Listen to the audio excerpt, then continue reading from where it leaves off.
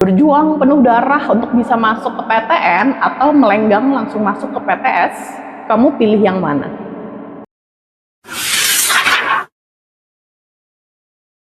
Halo semuanya, kembali lagi di Kini Berilmu bersama aku Olivia Helena Hakim dari pemimpin redaksi majalah Sunday. Hari ini kita mau bahas mengenai PTN versus PTS alias perguruan tinggi negeri dan perguruan tinggi swasta.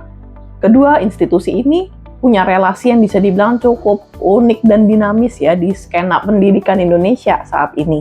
Terutama karena kami di majalah Sunday beberapa kali mendapatkan kepercayaan dari beberapa rekan kampus untuk mempromosikan penerimaan mahasiswa barunya. Nggak satu dua kali kami mendengar sharing dari teman-teman dari kampus swasta kalau mereka merasa relasi antara PTN dan PTS di Indonesia belakangan ini kok jadi semakin predatory rasanya. Dengan semakin banyaknya dibukanya bangku-bangku untuk di PTN, dan tentu saja di benak market Indonesia, PTN itu masih dianggap sebagai kampus yang lebih bergengsi daripada PTS. Itu sebabnya semakin kesini penerimaan mahasiswa untuk PTS, sejumlah PTS terutama ya, mungkin tidak semua PTS tetapi beberapa yang ada di sekitar kami dan kami dengar sharingnya itu, terus terang mereka bilang kalau penerimaan mahasiswa itu turun cukup drastis, baik dari PTS yang internasional maupun PTS yang sebenarnya secara budget kuliah bisa jadi nggak jauh sama PTN loh. Keduanya sama-sama menghadapi penurunan penerimaan mahasiswa baru dari tahun ke tahun. Sayang banget kalau relasi antara PTN dan PTS ini kemudian menjadi predatory seperti ini ya.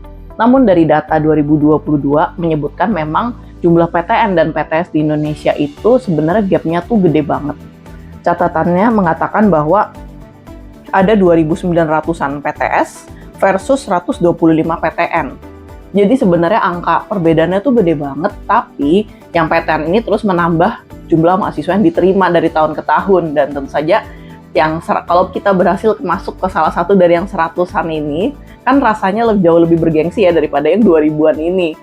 Bahkan dari benak orang tua kami sendiri pun, kami juga masih sering mendengar, wah kalau anaknya masuk PTN mereka syukuran gitu, karena ini kayak luar biasa banget, seneng banget.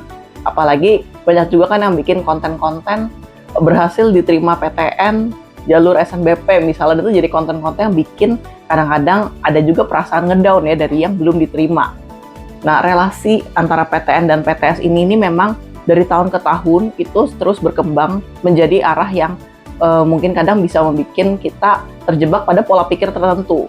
Seperti ada beberapa HRD perusahaan yang aku tahu, kalau mereka tuh selalu merekrut dari PTN. Kalau PTN pasti direkrut walaupun jurusannya tuh nggak nyambung dengan pekerjaannya sebenarnya, tapi kayak ada benak di HRD ini kalau wah anak negeri ini bisa kerja pasti pinter soalnya. Tapi belakangan ada juga sih yang sharing kalau alumni kampus negeri ini, oh ternyata yang diharapkan bisa praktik kerja dan paham teknis lapangan dengan cepat, ternyata nggak juga sih, karena dia lebih banyak riset di kampus. Jadi sebenarnya aku rasa PTN maupun PTS secara institusi mereka punya keunggulannya sendiri-sendiri, dan juga mahasiswanya juga punya karakter sendiri-sendiri. Itu sebabnya sebaiknya memang relasinya itu menurut kami jangan sampai predatory, tapi yang penting kita dari sisi mungkin calon mahasiswa atau keluarga yang punya anak yang mau berkuliah, kita mulai dari pengenalan akan diri si calon mahasiswa ini sendiri dulu. Sebenarnya dia lebih cocok di PTN atau di PTS, karena yaitu masing-masing punya tempatnya masing-masing, dan juga aspek branding ini memang sesuatu yang sudah sangat mempengaruhi ya. PTN pintar, kemudian PTS tertentu tuh dianggap sangat bergengsi nih kampusnya orang kaya misalnya.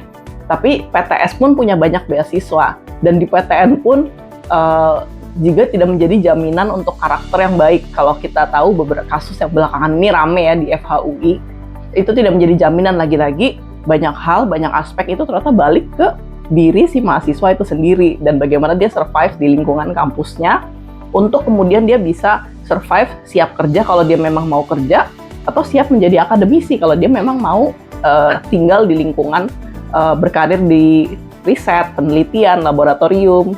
Semua punya tempatnya masing-masing, dan semoga teman-teman yang saat ini lagi berproses untuk masuk baik PTN ataupun PTS dimanapun kampus impian kalian. Semoga kalian bisa meraihnya dan juga bisa happy dimanapun kalian nanti berada. Aku rasa kalau kita berada di PTS, kita nggak perlu ngerasa inferior dari teman-teman yang ada di PTN. Dan teman-teman yang ada di PTN juga bisa jadi sebenarnya kalian juga punya plus minusnya sama kayak teman-teman yang ada di PTS. Aku rasa itu dua hal yang sebaiknya nggak diperbandingkan seakan-akan ada hierarkinya yang satu lebih tinggi dari yang lain. Karena ya lagi-lagi itu masalah branding, masalah mindset yang udah diturunin dari generasi-generasi kalau PTN itu pasti pinter atau apalah gitu. Jadi PTN maupun PTS mungkin di dalam sebuah dapur keduanya itu seperti kecap asin dan kecap manis gitu, nggak ada yang lebih keren antara kecap asin maupun kecap manis. Dua-duanya sama-sama punya tempatnya masing-masing, dua-duanya sama-sama enak asalkan dimasukkan ke makanan yang tepat gitu. Jadi semangat buat kita semua, mungkin semangat juga pastinya buat teman-teman yang lagi mengejar impian untuk masuk ke kampus impiannya ataupun melanjutkan pendidikan ke jenjang yang lebih tinggi. Dimanapun kalian berada, semoga kalian berkembang menuju potensi diri kalian yang paling optimal. Itu aja dari aku, bye!